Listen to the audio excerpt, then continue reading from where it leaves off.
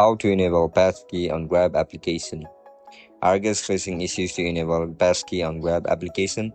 If that's so, then this video might help you out. Without further ado, let's get started. First of all, open Grab application on your mobile device.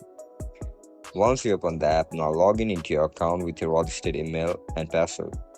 After you get logged in, now look at the top right corner of your screen where you can see your profile icon. Click on it. Now scroll down, click on settings.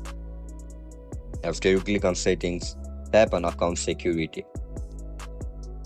You will be provided with multiple options over here.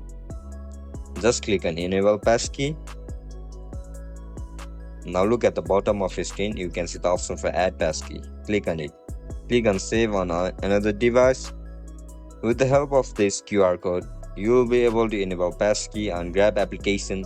And that's it guys, that's how we're going to enable Passkey on Grab application. If you guys found this video helpful, don't forget to like, share and subscribe to our channel.